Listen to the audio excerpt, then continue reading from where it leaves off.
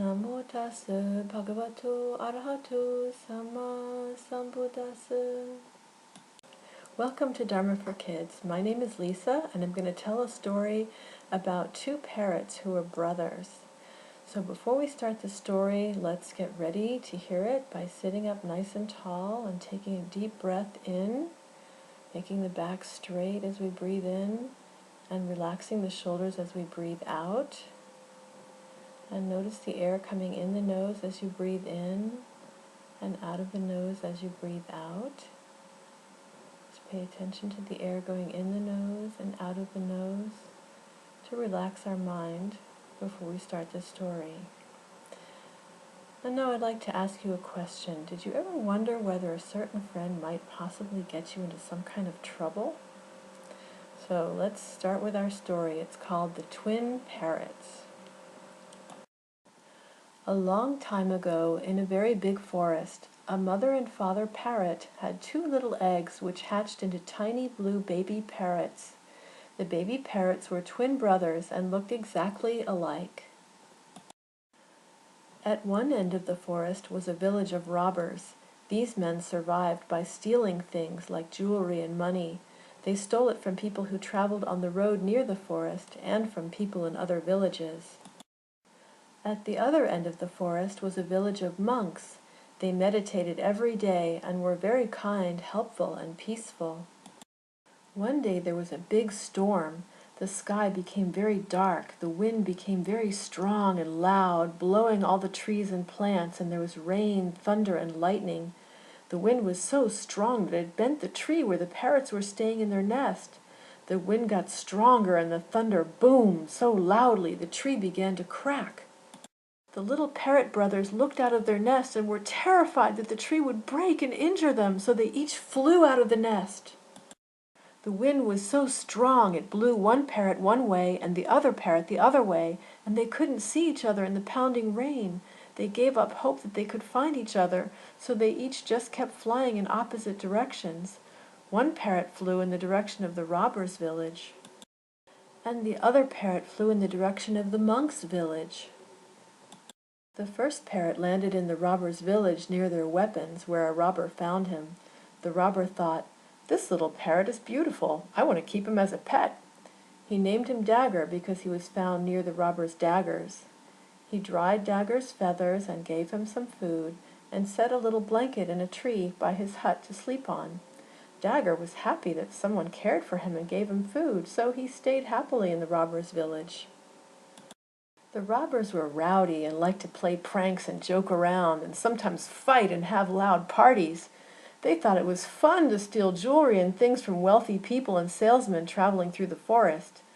Dagger joined them on their adventures and enjoyed the companies of his new friends, the thieves, who always shared their food with him. Dagger listened to them talking and learned to talk like they did. The second parrot landed on a tree where a monk was meditating, just outside the monk's village, among some beautiful flowers. The monk saw that the parrot looked tired, wet, and hungry, so the monk gave him some food and a piece of cloth to rest on. The parrot felt safe with the monks and stayed with them. They called him Flower because he was found near the flowers. He followed the monks when they went to search for food, and perched nearby while they chanted and meditated. He learned many words and how to speak from hearing the monks talking. One day a king went out in his chariot to go deer hunting. They went toward the forest where he might find some deer. His men got out of their chariots and made noise to make the deer run around, and when the king saw a deer, he told his driver to go full speed after the deer. They raced through the forest so fast that they lost the other men. They went on, but saw no deer, so they decided to turn back home. But it would be a long journey, so they stopped near a stream to get some water. It was right near the robbers' village. The king was tired, so the chariot driver put a blanket for him under a tree, where the king soon fell asleep. The robbers were gone from the village except for the cook, and Dagger was on his usual perch on the tree. Dagger saw that there was a person nearby, and he flew closer and saw the king sleeping. He thought, "Look at all that gold jewelry. What if we kill this guy while he sleeps and take all his jewelry? So he flew back and told the cook that they could rob the king while he's sleeping. The cook looked at where the king was and said, "That is a king! Are you crazy? It's dangerous to steal from a king. His men will definitely find you and punish you." Dagger said, "Don't be so foolish. You're crazy, not me. This is easy. We kill him. We take the jewelry. We hide the body. That's what we do all the time." The king heard him talking and was scared, so he ran to his chariot driver and said, "Hurry, let's get out of here. I don't like what that parrot is saying. There may be robbers around here." They jumped in the chariot and they raced through the forest as fast as they could. Dagger shouted, "Hey, where are you all my buddies? The king is getting away! Don't let him escape! Get your daggers and spears and bows and arrows!" The king's chariot finally arrived at the other end of the forest where the monks' village was. But the monks were out searching for food in the forest. Only Flower was at the monks' village, alone. When he saw the king, he went up to greet him. He said, "Welcome, dear king. What good luck that you've come this way. Here's the best food we have. This is for you. And here's some cool, fresh water. You must be hot and thirsty from your journey." The king was pleased with the kind welcome from Flower and said, "No better bird was ever born. You are a very kind and generous bird. But the other parrot, who looks just like you, said many cruel words. I don't understand how he can be so different." "We are brothers, dear king. We have the same mother and came from the same nest. But my brother was raised by thieves, and I was raised by monks. The robbers are undisciplined, selfish, and unkind, tricking, hurting, and cheating others. But the monks have self-control and are generous, helpful, and compassionate. You become like the friends that you have. Whoever you admire and get close to, you will soon become like they are.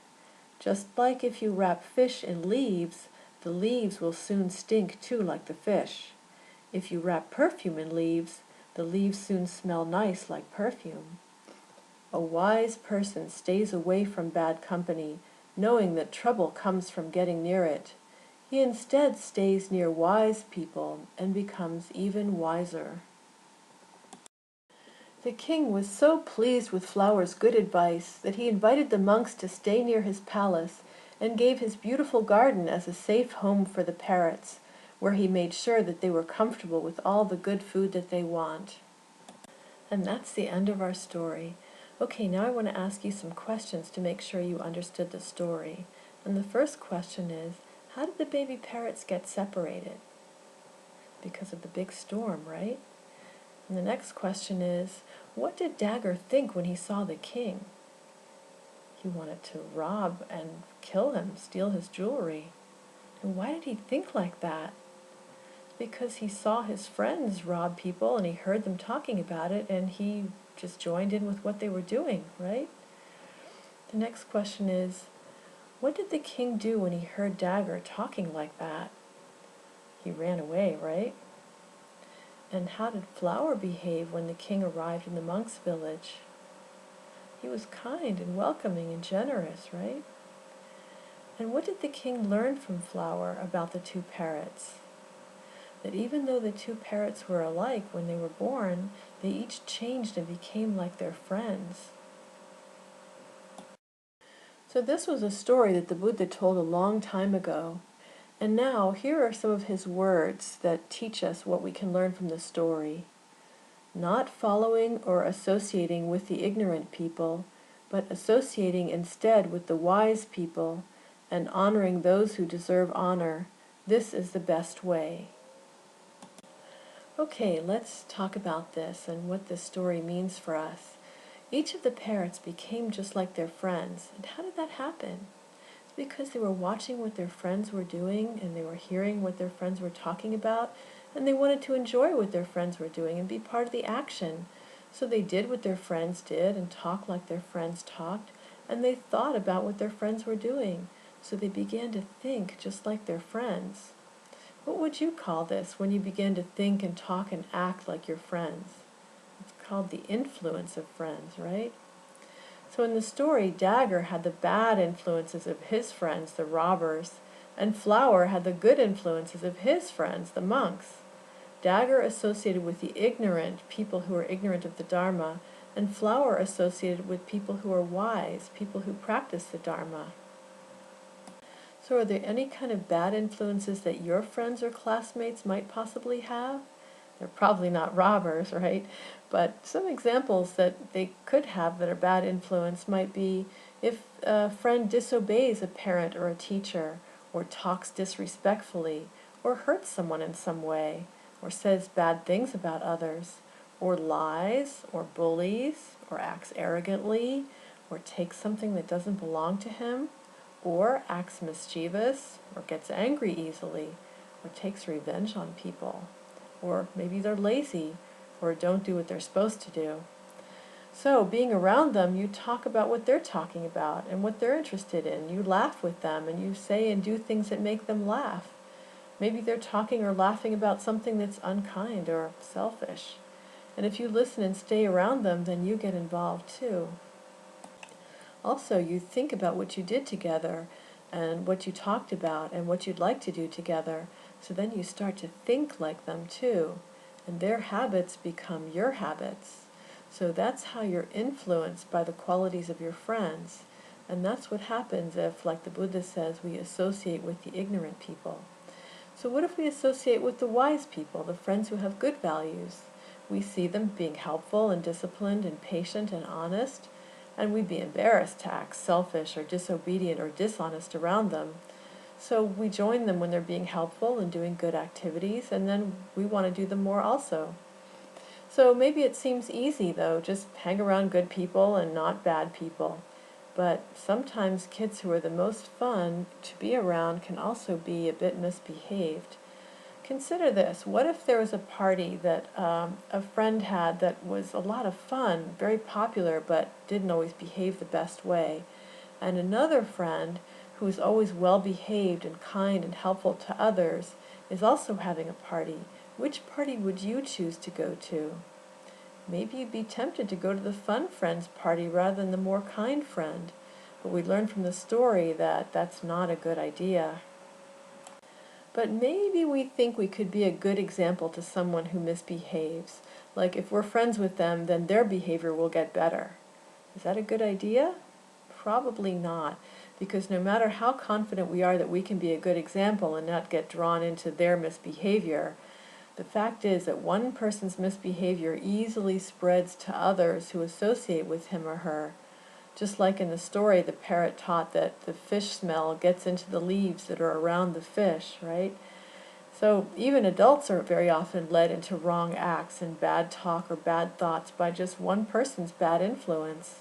So for young people, the danger is even greater.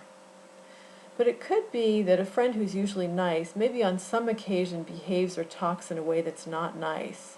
In that case, maybe you can point out that's not nice, or somehow indicate that you don't approve of their behavior. And that might take courage for you to do that, but you could be changing their life and your life for the better, so it's well worth it. And if they're really a good friend, they'll respect your opinion. So even if it's not always easy, it's one of the most important things in life to choose your friends wisely.